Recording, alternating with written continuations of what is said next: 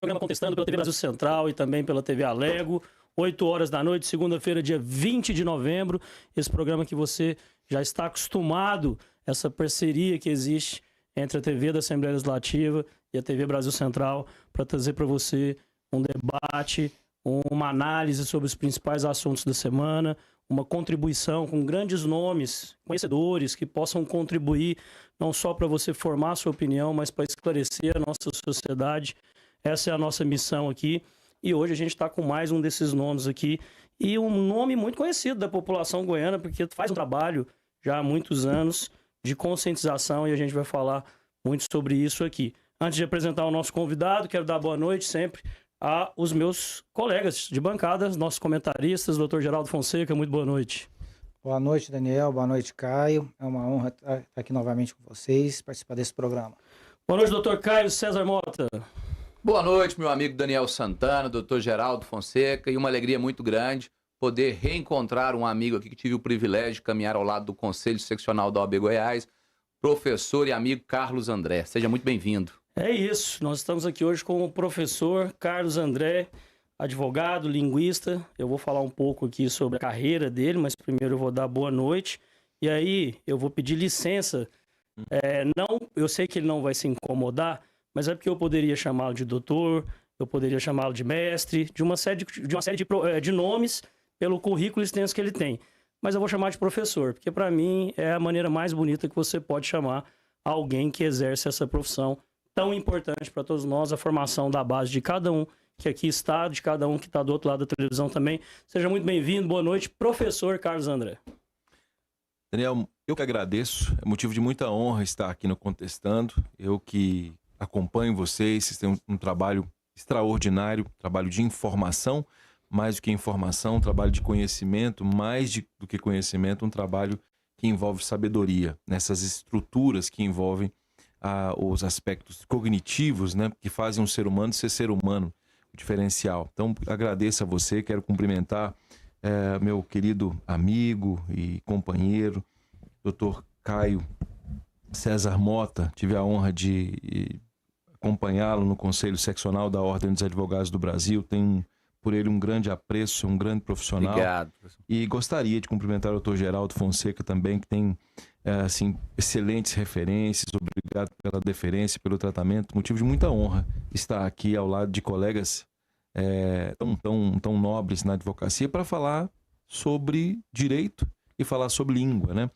Machado de Assis falava sobre a união das duas pontas da vida dele. Eu diria que na minha vida as duas pontas que são unidas são a ciência jurídica e a relação da ciência jurídica com a língua, com o processo de comunicação. Então, vai ser uma noite muito, muito legal, muito divertida e de muita informação e conhecimento. Tenho convicção disso. É isso, e a gente vai começar falando um pouquinho sobre a carreira do senhor, professor de língua portuguesa e redação jurídica no Instituto Carlos André, professor de redação jurídica nas escolas superiores de magistratura e de advocacia do Estado de Goiás, professor de redação jurídica na Escola Nacional da Advocacia do Conselho Federal da Ordem dos Advogados do Brasil, membro do grupo técnico responsável pelo Manual de Redação Jurídica da OAB, membro do grupo técnico responsável pela implementação da linguagem jurídica simples, o Poder Judiciário Goiano, presidente da Câmara Setorial de Educação da CIEG Goiás, representante da OAB Nacional no Senado da República no Acordo Ortográfico, conselheiro decano na Ordem dos Advogados do Brasil, Seção Goiás, presidente da Comissão de Concurso Público, ex-presidente de Comissão de Exame de Ordem da OAB Goiás,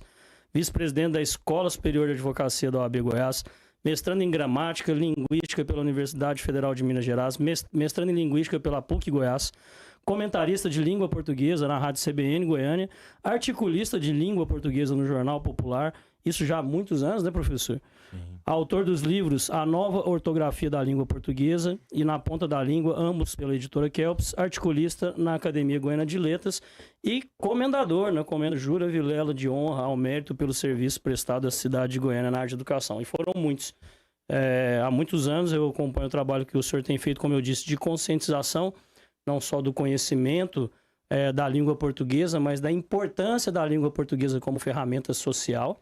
E a gente sabe que a linguagem ela é muito importante nesse aspecto também.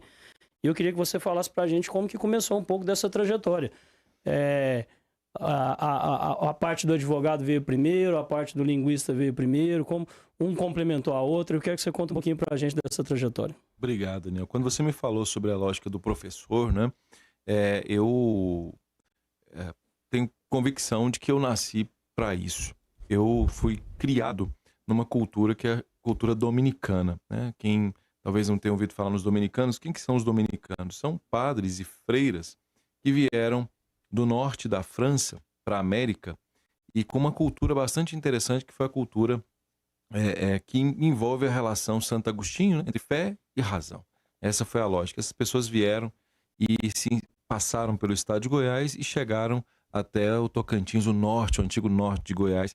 Porque quando eu nasci na década de 80, eu tive a honra de ser criado, digamos assim, cognitivamente, intelectualmente por essas pessoas. E desde o início eu pude perceber essa minha relação muito profícua com a língua. Eu tenho, de fato, um amor extraordinário pela língua. E meu avô, Josino, um homem muito sábio, não tinha nenhuma formação técnica, digamos assim, formal, mas tinha uma sabedoria extraordinária. Ele tinha um sonho de que um neto dele, né, eu fui o primeiro da minha família, veja só que coisa, né, eu fui o primeiro da minha família a fazer o curso de Direito, que o neto dele pudesse fazer o curso de Direito. Eu já tinha assim um anseio pela ciência jurídica, principalmente pela parte da hermenêutica, pela parte da argumentação. Para mim, direito é isso. Direito não está ligado à perspectiva do lobby, né? Direito, para mim, está ligado à perspectiva da argumentação, aquela lógica da advocacia. Então, o que veio primeiro? Veio primeiro o aspecto da linguística por, entre 1 milhão de aspas, uma não programação. Eu tive a felicidade, né, de encontrar uma mulher extraordinária, minha esposa.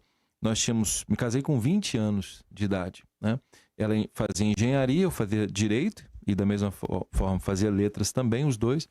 E aí ela ficou grávida e eu, pai de família, eu tinha que já trabalhar. E era uma coisa muito interessante, porque eu tinha aula de manhã na faculdade de Direito, tinha aula à tarde na faculdade de Letras, dava aula no Colégio Planeta, no centro, em termos de língua portuguesa, e trabalhava na Brasil Telecom, das 10 da noite às 4 da manhã.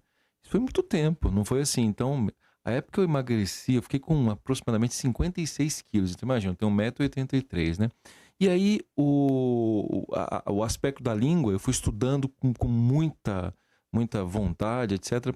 Eu comecei, de alguma maneira, a me destacar. Os alunos viam o amor que eu tinha pela língua. E o empreendedorismo é uma coisa que me chama muita atenção, mas muita atenção. Então, o que eu pude perceber? Que embora as escolas de ensino médio me tratassem muito bem, os alunos também, eu tinha que ter o meu negócio. E aí, Marina, como engenheira, como administradora, por óbvio, né, minha sócia me auxiliou por demais nessa perspectiva da administração, e nós criamos o Instituto Carlos André. É uma escola de língua portuguesa. Ela nasceu como uma escola de língua portuguesa. Hoje é uma escola de comunicação de alta performance. Hoje ela tem a Academia da Petição Inicial, Academia da Sustentação Oral. Ela tem redação para o Exame Nacional do Ensino Médio, redação para concurso público, tudo que envolve a língua. Uma escola que nós contamos, agora no último final de semana, 36 mil alunos. Isso é uma cidade interior, né, que passaram pelo Instituto Carlos André, não foram meus alunos em outros lugares, porque aí há mais. Então, eu diria que a língua, ela veio primeiro em termos profissionais. Aí chegou um momento em que eu tive a honra de ser convidado, fui professor de do filho de um ex-presidente da Ordem dos Advogados do Brasil, o Dr. Miguel Cansado, por quem tenho admiração, profunda admiração. E ele, olha, eu percebo que você poderia contribuir na Ordem dos Advogados do Brasil como um linguista jurista. Eu entrei na Ordem dos Advogados do Brasil, tive essa honra. Fiquei no primeiro mandato, depois tive a possibilidade de fazer parte da chapa do professor Lúcio Flávio, por quem tenho também profunda admiração. Fiquei 2 mandatos lá e agora estou também na chapa do Dr. Rafael Lara, professor Rafael Lara, que é querido amigo também, por quem tenho profunda admiração, de maneira que hoje eu sou o conselheiro decano da OAB, né? Então, de todos que estão lá, Rafael e eu estamos há mais tempo. E então o direito começa a surgir. E eu estou, nesse momento, me encontrando nessa perspectiva da linguagem jurídica, criando uma espécie, sabe, Caio, de uma não diria de um ramo, não seria pretensioso, mas é tratar o direito como linguagem. Então, por isso nós temos a lógica da sustentação oral, penso que deve haver advocacia especializada em sustentação oral, penso que nós temos que falar um pouco mais sobre direito educacional. O direito à educação é um direito extraordinariamente importante. Penso que nós temos que falar também sobre a legística. Falávamos agora há pouco da Assembleia, né, Daniel? Como é importante que as leis no Brasil, elas repercutam bem. Isso passa, evidentemente, pelo processo redacional, né, pela captação, porque é para isso que serve o legislativo, captar a vontade do povo e transformar isso em dispositivos legais. Para concluir, nessa visão neoconstitucional que nós temos, se o Poder Legislativo, eu sempre digo, sou muito apaixonado pelo Poder Legislativo, muito apaixonado. Se o Poder Legislativo não, digamos, assumir o papel de legislador, escrever bem, é evidente que várias lacunas há para que o Poder Judiciário, que, por quem tenho também profundo respeito, possa, né, fazer lá as suas interpretações. Não sei se falei demais, mas é um pouco da minha história. É bom, eu nunca tinha refletido dessa forma. Quanto melhor escrita a lei, mais difícil a vida dos doutores, advogados. Não há brechas. Professor, eu vou começar com uma pergunta pessoal e depois abrir para os nossos colegas aqui.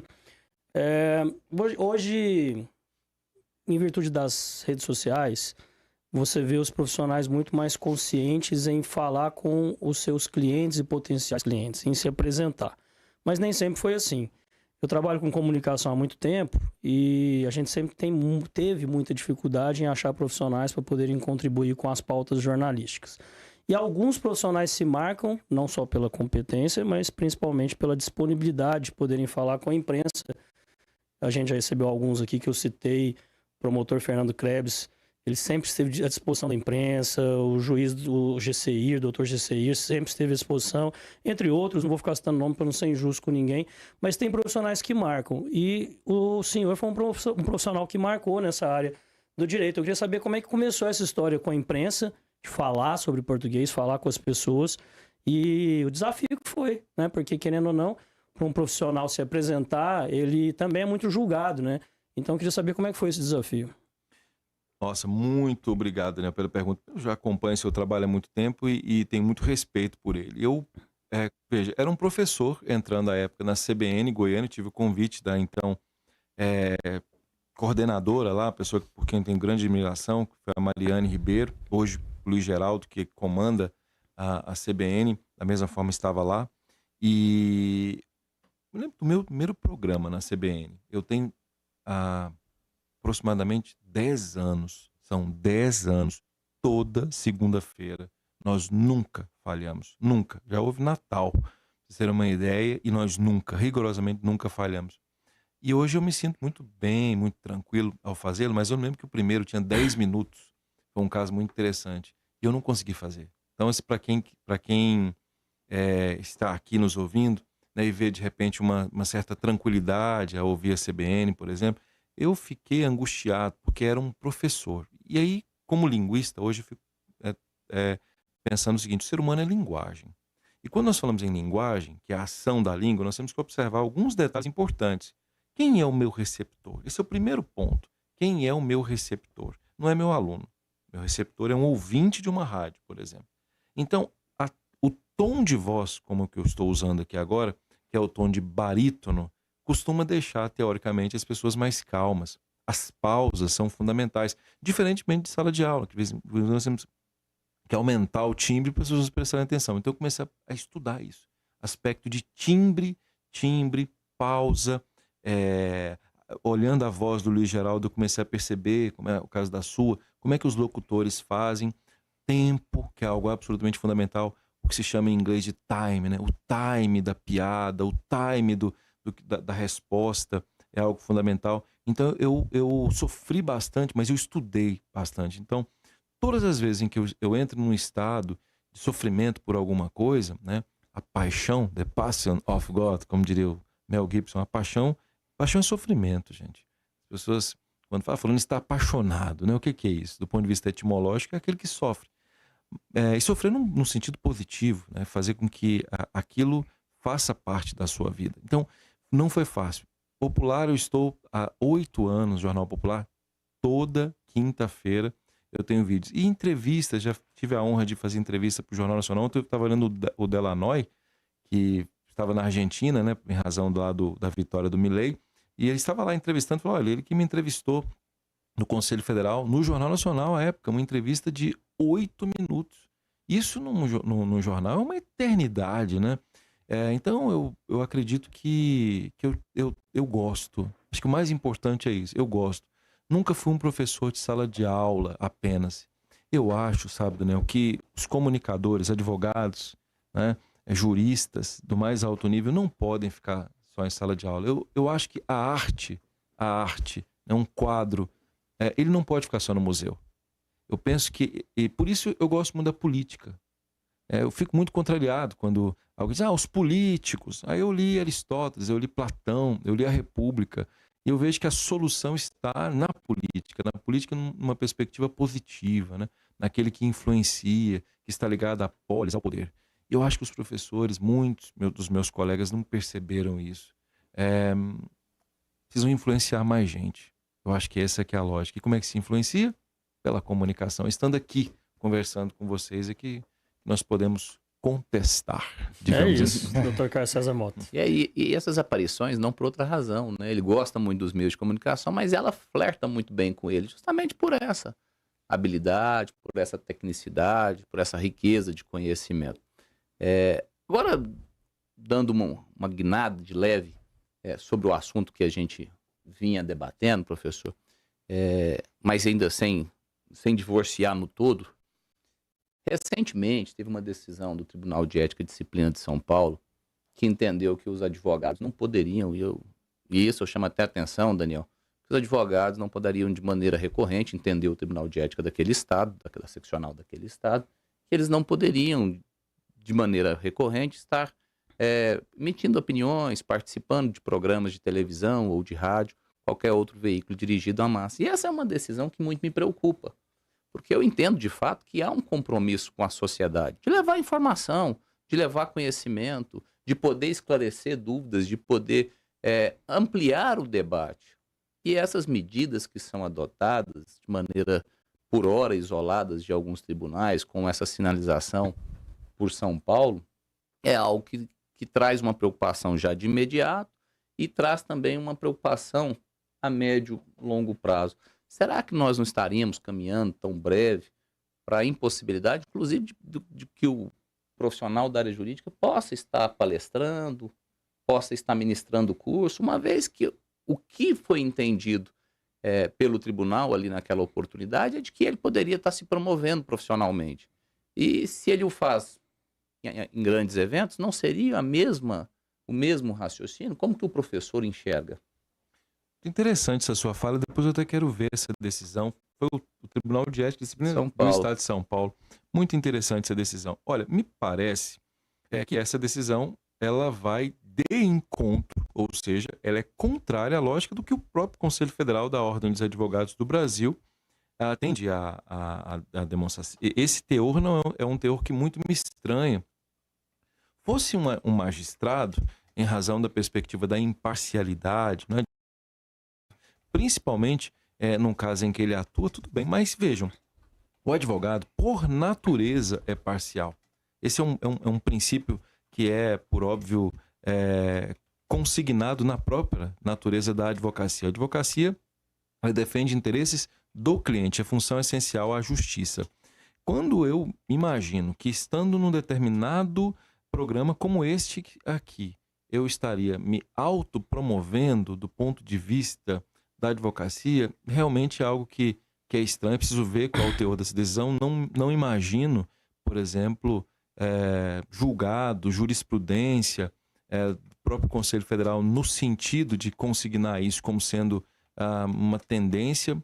Goiás, por exemplo, não vejo essa lógica. Eu acho que olha, assim, em resumo, eu acho que isso tudo é principiológico, sabe, Tocaio? Eu penso o seguinte: quando nós saímos da Revolução Francesa, fazendo uma questão bem dogmática mesmo, assim, princípio, para quem está nos ouvindo, tudo começa as pessoas falam muito de ideologia, né?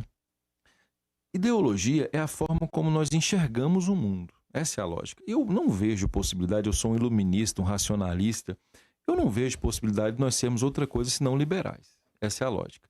O liberal pode ser um liberal conservador, né? Ou esse liberal pode ser um liberal progressista. É de cada um.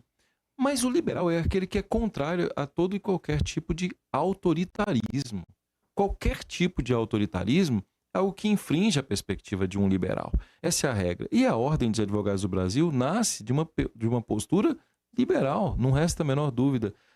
Por quê? Porque acredita na Constituição, porque acredita na democracia, porque acredita nas liberdades. Essa é a lógica de uma Ordem dos Advogados do Brasil. Então, me parece, não vi o caso especificamente, mas eu concordo plenamente com que o amigo, né, que sempre muito inteligente, coloca. Precisamos ver, precisamos olhar para verificar qual é o efeito, né, dessa decisão, por que essa decisão, não sei, no caso concreto, o que o colega, se esse colega é reincidente, ou se isso tem repercussão geral. Mas acho difícil disso ser alguma coisa. Olha, o que está acontecendo na ordem é o contrário, é exatamente o contrário, é o pensamento. É evidente que todo advogado precisa falar de forma comedida, com elegância. Ele não pode se promover, por quê? Porque é como comércio. A advocacia não é um comércio. Então, aqueles que estão nos vendo aqui agora, saibam disso. A advocacia não é um comércio. Ela é função essencial à justiça. O marketing jurídico na Ordem dos Advogados do Brasil, na advocacia, não é exatamente como é, por exemplo, numa empresa como a minha, quando eu me comporto como professor de língua portuguesa. O advogado Carlos André é uma coisa, o professor de língua portuguesa é diferente. Por quê? Porque existem regras específicas, um regramento específico na ordem. Penso, portanto, doutor Caio, que me estranha e aparentemente não me faz sentir muito confortável essa decisão. E o Estatuto do Advogado e OAB, né, o EAOAB, Lei 8.906 de 94, muito cuidadosamente trata dessas questões que podem culminar na mercantilização da profissão, causando aí uma desvalorização, uma depreciação de uma atividade tão nobre. E aqui, ó, professor Carlos André, até achei a decisão, e ela é bem recente, de outubro do corrente ano. Então nós estamos falando de uma decisão tida há poucos dias e que traz essa preocupação a nós advogados, porque eu entendo que nós temos esse compromisso social e ele não pode não ser afastado. O teor foi julgado no TED, mas não foi o Conselho Seccional ainda, só para quem está nos ouvindo, né? O TED é como se fosse um juiz de primeira instância, Tribunal de Ética. Nós temos juízes na OAB. A segunda instância é feita pelo tribunal. Então, os conselheiros da Ordem dos Advogados do Brasil, o sistema OAB, o conselheiro eleito, o Caio tive a honra de estar ao lado dele, nós somos uma espécie de legisladores, somos um poder legislativo, mas somos um tribunal, um poder judiciário em segundo grau. Então, não foi ainda para o segundo grau, não é isso? Eu acredito que ainda não tenha sido apreciado pelo tempo. Vou até ler de maneira bem breve, se me permitem. Só falando aqui, ó. É vedado ao advogado participar com habitualidade, uma parte da ementa, com habitualidade em programa de televisão ou rádio, pois representa despropositada promoção pessoal aos demais advogados que não tiveram a mesma oportunidade. Decisão é da turma do TED, da OAB São Paulo. Eu não vejo isso como uma oportunidade. Primeiro, eu vejo como um reconhecimento. O professor Carlos André ocupa um espaço importante da mídia pelo seu conhecimento, pelo seu preparo. Não porque ele se voluntariou. É uma questão de reconhecimento ao trabalho feito pelo profissional. Então, não acredito que ele estaria agindo, ou quem assim age, estaria agindo de maneira despropositada ou a desfavorecer o colega. Muito pelo contrário, eu acho que serviria de estímulo. Eu acho assim, também acho absurdo. Como o professor bem colocou, o advogado é parcial.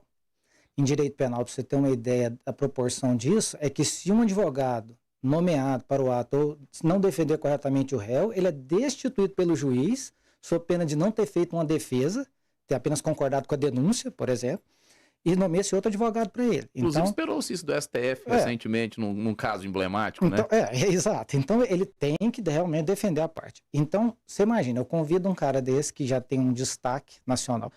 O cara escreve livros, você pega um Fernando Capês, um cara Cacai, por exemplo. Imagine o Cacai. Um cara que você pega o livro dele, estuda na faculdade. De repente, ele está em Goiânia, você tem a oportunidade de convidar ele para um programa igual o nosso, um programa de rádio.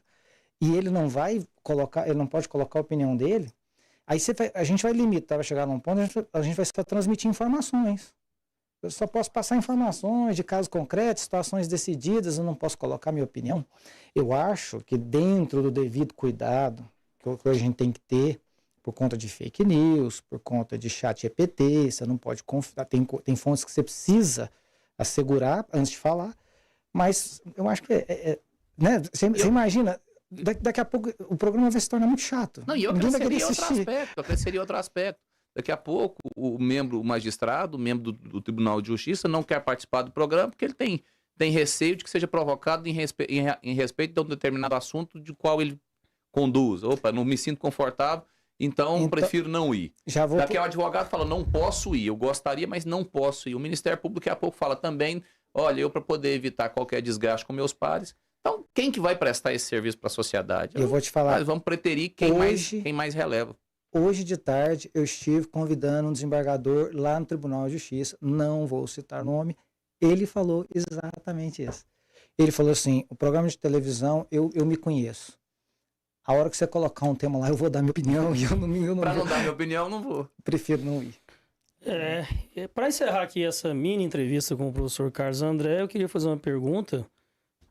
Eu percebi bastante as suas palavras no começo do programa e duas delas me trouxeram aqui a verve jornalística. A primeira, quando você disse que gostava muito do legislativo. A segunda, quando o senhor disse que gostava muito da política. Nós poderemos ter no futuro um político, Carlos André, não só da política seccional, da política da ordem, mas da política de todos nós, da sociedade? Eu sou um professor. O meu futuro é um futuro como professor. Mas eu acho que nós não viemos ao mundo especificamente para sermos servidos. Nós viemos aqui para servir. Eu acho que quem tem que detectar isso, quem tem que observar isso, é a sociedade goiana, é o povo goiano. Eu estou aqui como professor, como advogado, como ser humano, para fazer o meu melhor. É só isso que eu tenho a dizer. Eu acho que quando disse que gosto da política é porque não se pode fazer nada, rigorosamente nada, fora da política. Por isso, quando nós pensamos num Conselho Regional de Medicina, veja como um Conselho Regional de Medicina é fundamental para a estruturação da medicina, num Conselho Regional de Farmácia e da mesma forma na Ordem dos Advogados do Brasil. A importância que cada um de nós, advogados e advogadas ali, né, doutor Caio, nos dedicamos gratuitamente, não sei se quem está nos ouvindo sabe disso, nós, conselheiros da Ordem, o presidente da OAB não ganha nenhum centavo. O que nós ali fazemos de fato, nos preocupar, Daniel, com a advocacia. E eu acho que a política, ela precisa, e aí longe, evidentemente, de eu ser uma pessoa assim, mas precisa voltar, eu digo isso com muito respeito, a ter, quando eu vejo, por exemplo, que nós tivemos Juscelino Kubitschek como senador por Goiás. Sabe quem era o senador ao lado de Juscelino Kubitschek? Pedro Ludovico. Nós tivemos Juscelino Kubitschek e Pedro Ludovico. Temos grandes políticos hoje no estado de Goiás. Mas eu vou repetir, nós tivemos Juscelino Kubitschek e Pedro Ludovico. Vejam os diálogos que eles tinham, a percepção de mundo, intelectuais, entendiam de antropologia, de sociologia. Eu sou de uma origem que me orgulha muito, do interior do estado de Tocantins, e as pessoas confundem muito a ideia de que ser rico, ter nascido rico, né, para alguém é sinônimo de qualidade cognitiva e intelectual. Eu sei que muitos meninos e muitas meninas do interior do estado gostariam muito de ter cargos e se tivessem oportunidade fariam coisas muito boas. Eu acredito no esforço, sabe, Daniel? E eu acho que o povo reconhece o esforço, como eu acho que a advocacia tem reconhecido. E o que eu digo a você é assim, estou pronto para o meu estado. O meu estado é Goiás, eu sou apaixonado nesse estado, eu sou um goiano apaixonado. Bom, a gente sempre diz aqui que Goiás também precisa de pessoas comprometidas com a sua história e comprometidas em também melhorar a situação do nosso povo goiano. Professor, vamos para a nossa pauta, e aí hoje calhou que a sua visita veio num dia extremamente especial, dia 20 de novembro, dia que marca 12 anos desde a instituição oficial do Dia da Consciência Negra no calendário brasileiro, através da Lei 12.519. Nesse mês, que é chamado do mês da consciência negra, eu vou começar pelo lado jurídico, antes da gente ir pelo lado da linguagem, que tem trazido muitos debates nos últimos anos, mas eu vou começar pelo lado jurídico e falar sobre... Queria que o senhor falasse um pouco sobre os marcos jurídicos aí, não só da conscientização, mas também os marcos que hoje promoveram a criminalização do racismo e outras ações que foram tomadas desde 1810, no Pacto da Amizade, até a última, que talvez seja essa de 2022, que é a lei que transformou em crime de racismo, não só crime, mas diferenciou o crime da injúria racial. Então, como advogado conhecedor do tema, queria que o senhor falasse para nós sobre esse dia, sobre esse mês e a importância desses marcos jurídicos de conscientização e de criminalização do racismo, e se a gente ainda está longe de alcançar o ideal, como que o senhor vê essa questão? Primeira coisa, não se pode falar que esse tema é um tema, isso é importante ser dito, é um tema de esquerda. As pessoas costumam dizer que falar de racismo, né, aquele que promove, não é um tema de esquerda ou de direita. Isso é um tema de direitos humanos. Esse é um tema que está ligado à racionalidade, ao iluminismo. E falar disso é falar naquilo que é o grande bem da nossa Constituição Federal, que é a cidadania. Nossa Constituição se chama Constituição Cidadã. No artigo 5º da Constituição Federal, lá está escrito: todos, veja, eu vou dizer novamente, todos são iguais perante a lei, sem qualquer distinção. Lá usa um termo até ruim, sem distinção de raça, né? Nós somos a raça humana, né? O ideal seria cor, sem distinção de cor.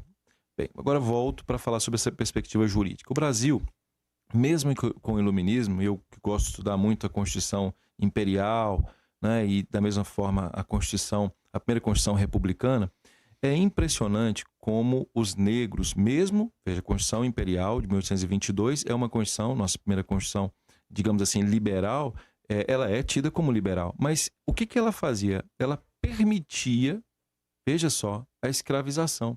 Ela não considerava, mesmo sendo liberal, que é um paradoxo, isso que é todos são iguais perante a lei. A base do liberalismo, a base da racionalidade liberal é essa. É a igualdade, a liberdade, né? E havia crimes que eram atitudes, por isso que o legislativo tem que ser bom, por isso que eu sou apaixonado pelo legislativo nesse sentido, porque o legislativo precisa captar a vontade. E o legislativo, ele capta a vontade de uma elite, no caso específico daquela época, bastante aristocrática. Bem, aí nós pensamos que ocorreu a República, né? E o que nós esperaríamos? Agora sim, a coisa pública. Depois da proclamação da República, aqui no Brasil, aliás, um autor muito interessante chamado José Murilo de Carvalho, que escreve uma obra chamada Os Bestializados, eu adoro essa obra, né? A República que não foi. Do ponto de vista jurídico, o que fizeram? Doutor Caio, impressionante isso. Fizeram um código criminal na República. Quando há a mudança do Estado, qual a primeira coisa que se faz? Uma Constituição. Não. Antes da Constituição fizeram um código criminal. Sabe quais eram os crimes que eram colocados? Pensando na lógica do crime, né? O fato típico, né, e antijurídico. Típico significa que está lá no dispositivo legal, e antijurídico porque por causa do repúdio social. Vadiagem. O que era alguém que fazia vadiagem? Era alguém que ficava na rua. Os escravos tinham sido libertos. Recentemente. Eram presos. Né? Outro crime. Capoeira. Capoeira. Isso era crime na primeira Constituição republicana. Machado de Assis, que é um grande intelectual, que eu admiro profundamente, ele escreve uma obra chamada O Velho Senado, em que eu li, e ele trabalhava no Ministério da Agricultura. Ele que era negro, trabalhava no Ministério da Agricultura, e ele era responsável por detectar a lógica de quais os escravos seriam libertos. Ele disse, olha, aboliram a escravidão, o negro. Toda a estrutura brasileira, ela foi feita para que os negros, pretos e pardos, não tivessem oportunidade. Todo o aspecto legislativo no Brasil traduz isso. Nós vamos observar, por exemplo, a política do café com leite, que em vários aspectos legislativos nunca teve qualquer representação negra, né? No fundo, eu pularia e diria o seguinte, eu diria que foi a Constituição Cidadã. Foi, de fato, em 1988, em que nós conseguimos dar um salto no processo civilizatório no Brasil. Porque é exatamente em razão dos efeitos moduladores dessa Constituição. 1988. 1978, ou seja... 88. 88, ou seja, não tem nem 40 anos. Não, o Brasil nasceu como república do ponto de vista programático mesmo. Me perdoe os constitucionalistas, eu não sou constitucionalista, então sempre fico muito preocupado, mas temos que fazer aqui as nossas considerações. Em 88. Antes disso, nós tínhamos aqui coisas terríveis. Você veja, por exemplo, que o Código Penal era um código de discriminação completa, um código da década de 40. Tem que estudar história. Eu sou da ideia de que o jurista tem que estudar história. Então, o que fez? Quais os efeitos da Constituição de 88? Olhar um Código Penal e verificar um crime que se chama injúria e olhar uma lei especial, que é uma lei de racismo, e falar o seguinte: olha, qual é o país do mundo em que injúria é diferente de racismo? Me diga, faz uma pesquisa, qual a diferença? Então é mais ou menos assim. O que é injúria, para quem está nos assistindo? Faz parte, né? Até recentemente. Até 2022. Era assim, eu chegava para alguém e chamava essa pessoa de preto. Fulano é preto. Isso é injúria racial. Né? O meu objetivo, o ânimo, como alguém dizia, era o quê? Era ofender aquela pessoa em razão da cor. Agora o racismo não. O racismo, que é um crime inafiançável, portanto a pessoa não pode ir lá à delegacia e pagar para o sujeito sair, é quando, teoricamente, alguém não permite que fulano trabalhe ou entre em uma determinada casa por ser preto. Quais os crimes que mais existiam no Brasil? Os de injúria. E os de injúria, evidentemente, não tinham qualquer tipo de punição. Ou seja, isso é um conto de fadas, né? Então, essa mudança foi fundamental para que, de fato, como é no resto do mundo, né? Menos em países como a Espanha, que agora estão analisando isso, para que se pudesse entender o seguinte: olha, todos são iguais perante a lei. Veja, isso é muito forte. Eu costumo falar sobre comunicação de alta performance. Todos são iguais perante a lei. O que é ser igual? Então, a perspectiva da igualdade formal está ligada à ideia de que todos os dispositivos legais têm implicação para todas as pessoas, independentemente da cor. E no Brasil não é assim. Vou dar um dado. 70%, eu vou repetir, 70% das pessoas que estão presas no Brasil são negras. 70%. Eu perguntaria, será que essas pessoas, por nascerem com a pele escura, são pessoas que são propensas ao crime? A não ser que eu volte lá ao absurdo que aconteceu, né, no século XIX, com alguns intelectuais italianos, não vou nem citar o nome aqui para não... Eu fico me deixando lombroso, vou citar, falar. Né? E aqui o Nina Rodrigues, etc. Pois bem, será mesmo? Será que nós temos um sistema brasileiro que... E aí, isso é ser de esquerda? Diz assim, olha, vamos olhar números. Eu sou, né, casado como engenheiro, gosto de números. Será que realmente os negros são assim tão ruins? Será? Essa é uma pergunta que eu falei. Quando eu olho, por exemplo, o Poder Judiciário, quantos desembargadores negros há? Quantos presidentes da Ordem dos Advogados do Brasil, Conselho Federal, são negros? Quantos negros houve no Supremo Tribunal Federal? Quantos negros há no STJ? Mas 70% das pessoas presas são negras. Olha, qualquer pessoa que tem um mínimo de raciocínio iluminista vai achar isso no mínimo estranho. No mínimo estranho.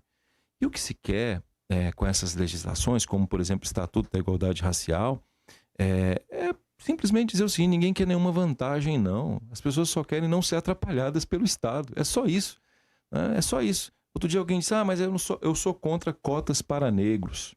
Essa fala é muito interessante. Eu disse, qual cota para negro? Não, as cotas, a lei de cotas. Eu falei, abra a lei. Abra a lei. Não vou aqui ser cansativo com vocês, não vou dar números aqui, o número da lei. Vocês olhem, aqueles que estão nos vendo aqui. Leia lá, se está escrito lei de cotas para negros. Não existe lei de cotas para negros. Eu vou repetir, isso não existe. Isso é uma invenção.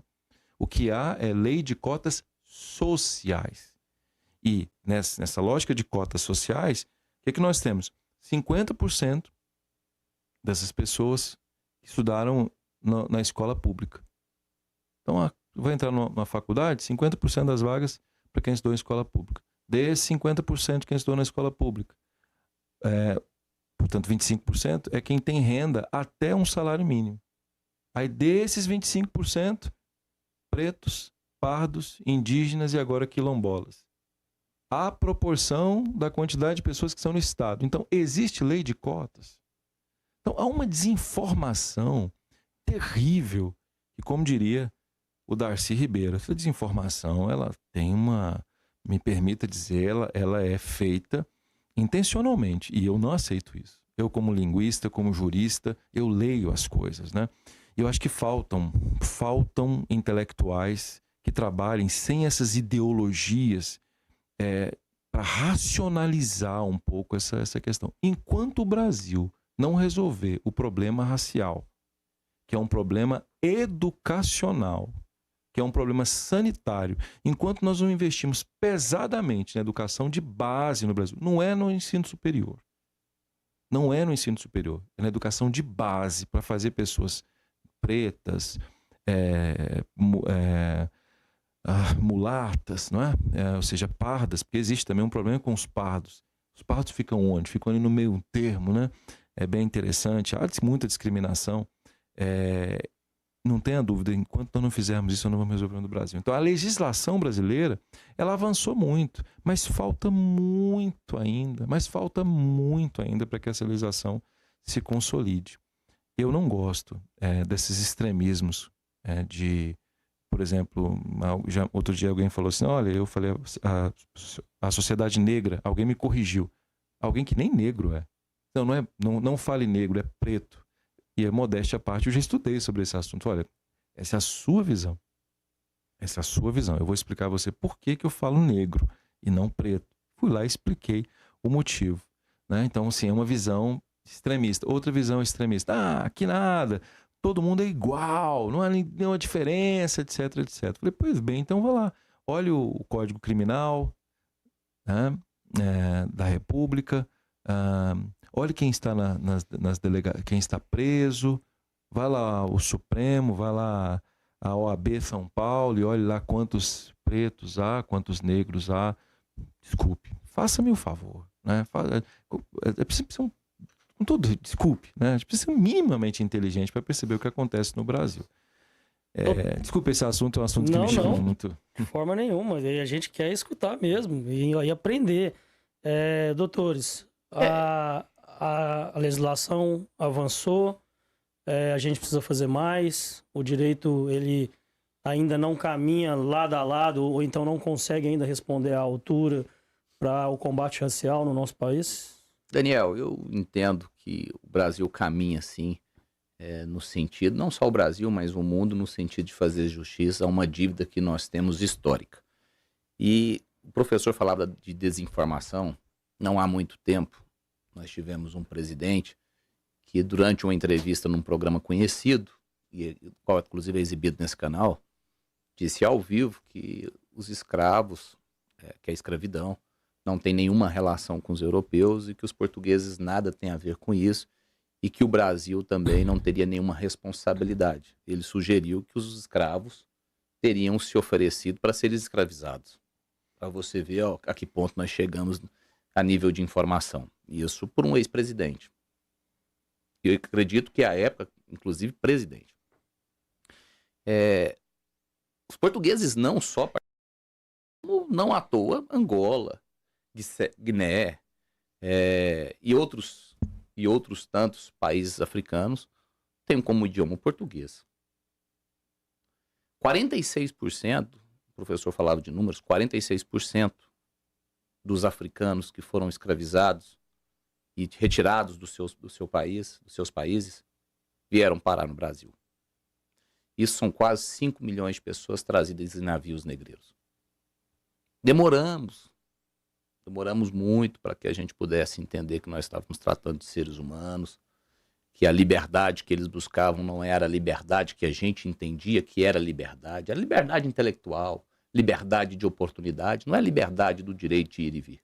É liberdade de todas aquelas condições que são inerentes à sociedade, que nós entendemos inerentes aos seres humanos. Então, até hoje, acredito que a gente não conseguiu essa recuperação, e os números foram muito bem traduzidos aqui pelo professor Carlos André. Se a gente olhar aquela parte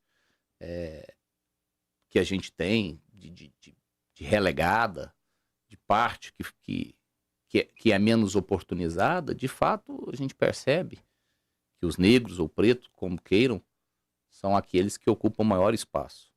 E naquelas oportunidades onde a gente tem de indicar pessoas, onde a gente tem de eleger nossos representantes, elas apresentam em números irrisórios, pífios.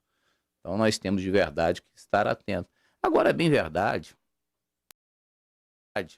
outro dia eu falava sobre esse mesmo assunto, quando a gente discutia aqui a paridade, o direito das mulheres. Eu acredito que as mulheres, de fato, tenham inúmeros direitos.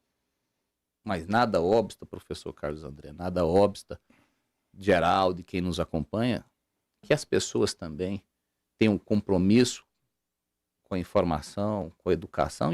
E é exatamente o que o professor Carlos André falava. Nós precisamos rever a educação. Nós precisamos rever a educação. E eu acredito que o marco para essa mudança, né, professor, perpassa pela educação.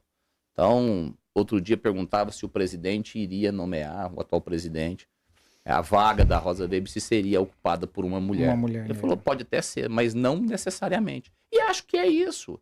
Isso seja com branco, não é esse o critério de diferencial em absolutamente lugar nenhum. Embora eu entenda que se a gente tiver um olhar atento, existem inúmeros deles muito bem preparados para ocupar qualquer uma dessas vagas. Claro. Doutor Geraldo?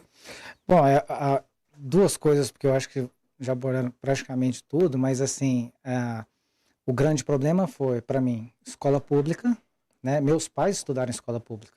Você não precisava pagar escola particular naquela época. O Liceu de Goiânia era uma referência. Você estudava, né? E aí, depois disso, aliás, mais atrás, os escravos, quando foram liberados, assim, eu tenho uma família tradicional de Goiás, meu bisavô criou uma ex-escrava. Porque o que aconteceu? Deram a carta de alforria para eles, mas não tinham pra onde ir. Não tinha terra para produzir, não tinha como ter seu sustento, não tinha como crescer. Aí eles foram adotados pelas famílias e ficaram ali até morrer. Quer dizer, não resolveu o problema, né? Quer dizer, ganhou... Que liberdade é essa, né? Se tivesse um pedaço de terra para eles poderem produzir, talvez hoje a gente teria sanado boa parte dos problemas. Não tinham como crescer, né? Eu vou pedir pra gente somar essa discussão, não mudando de tema, vou pedir pro Vitor colocar pra gente uma postagem que o governo de Goiás fez hoje sobre o mês da consciência negra aí na tela, pra gente justamente falar, além da questão jurídica, sobre a questão da linguagem. Acho que também é importante. Então tem aí alguns exemplos, pode passar, Vitor, de expressões que você pode mudar no seu dia a dia, que você deve mudar no seu dia a dia, que são expressões que hoje são tidas e reconhecidas como racistas e que acabam magoando, obviamente, muitas pessoas e às vezes quem as usa não tem noção disso, né? Por exemplo, denegrir é uma palavra ainda muito comum, que se fala bastante ainda. Então, nós temos outros exemplos aí, serviço mal feito, serviço de preto, expressão extremamente racista, a coisa tá preta, ou então lado preto, lado negro. Algumas pessoas ainda colocam como não sendo uma questão racial, mas sendo uma questão de bom e mal. Enfim, eu não vou querer falar sobre isso, porque eu não tenho o conhecimento que o nosso convidado tem. Eu queria que o senhor falasse sobre essas expressões, se elas realmente são racistas, e se elas, como se fazer para conscientizar a população a realmente alterar e entender, não só alterar, mas entender o porquê de se alterar. Eu gostaria muito de olhar agora nos olhos de quem pensa de forma diferente do que eu vou falar aqui agora. Eu pediria, se me permitem assim, que as pessoas tivessem o que eu chamo de escuta ativa, que é ouvir, entender de fato, e depois sim, agir, ter uma perspectiva cognitiva.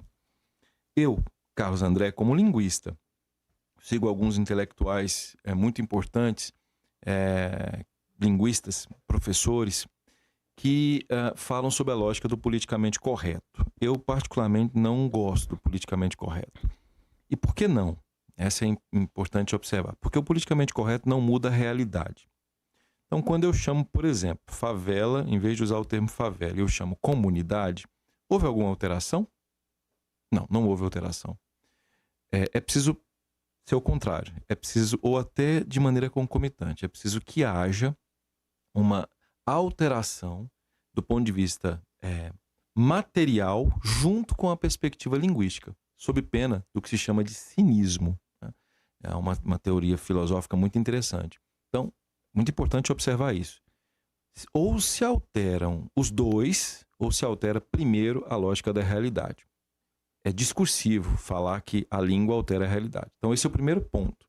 Agora, um segundo ponto que é muito importante é para quem diz que essas expressões não são racistas. E eu vejo linguistas dizendo isso. Isso me incomoda profundamente, porque existe uma matéria na linguística chamada modalização, o efeito de modular uma determinada palavra. Quando eu me casei, todo mundo vai entender isso. Era muito interessante, já o Dr. Caio, que eu falava sempre para minha esposa, assim, a Marina, bem, sua mãe ligou. Bem, sua mãe ligou. Até que eu comecei a perceber a utilização desse pronome sua mãe. Veja só, quando eu digo sua mãe, o que eu estou dizendo? Eu estou dizendo que eu não tenho nenhuma relação. Isso. Sabe como é que eu passei a usar? Minha sogra ligou. A partir do momento em que eu digo minha sogra ligou, as coisas se modificam. Ao mesmo tempo em que o meu comportamento, não é que talvez tenha se modificado, porque eu pelo menos imagino, sempre tenha sido muito cortês, muito elegante, né, com as pessoas em geral, é o que eu espero, pelo menos, que elas sintam de mim. Mas veja só como é interessante. Então, dizer que não sejam expressões racistas... Eu vi outro dia uma professora linguista, não, denegrir não vem disso. Por favor, coisa de preto não é racista. Não, porque preto é cor. É como esse celular aqui é preto, então significa dizer que...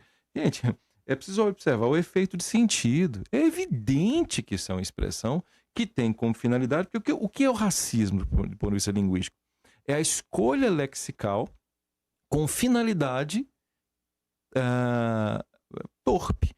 É a escolha lexical com a finalidade ofensiva. É a escolha lexical com a finalidade de injuriar. E é evidente que quando eu digo coisa de preto, eu estou com a finalidade de injuriar alguém. Um dia eu estava na barbearia, e lá também é um salão, né? No setor Bueno, alguém disse assim, nossa, veja só como é que... Nossa, seu cabelinho ficou tão bonito. Falou para uma moça, essa menina tem um cabelo lindo, né? E aí eu disse, mas cabelinho, por que o diminutivo? Por que o diminutivo? Falei, né? Aí disse, não, é exagero, eu não tive essa intenção. Aí sabe o que eu fui fazer? Uma coisa que me deixou feliz, fui estudar psicanálise, fui estudar Lacan. Falei, a língua portuguesa não me basta. Fui estudar psicanálise, algumas teorias, e comecei a perceber que essas pessoas fazem isso, elas fazem isso inconscientemente. Então, o grande problema é que não é o professor de língua, não é a cartilha que vai mudar isso apenas. Embora eu quero parabenizar o governo, parabenizar o governador Ronaldo Caiado, parabenizar toda a equipe, né, da Secretaria de Direitos Humanos. Esqueci a secretária, estive com o secretário outro dia e parabenizei o grande secretário, o Wellington, inclusive. SEDES. Exatamente, SEDES, eu fiquei muito feliz com isso. Isso ajuda, mas não é, e eles sabem naturalmente disso, mas não é isso.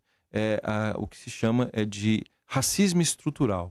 E repito, isso não é uma visão de esquerda ou de direita. Racismo estrutural existe. Essas expressões são sim expressões racistas, mas de nada adianta, vou dizer, alguém falar assim, minha sogra ligou e tratar mal a sogra.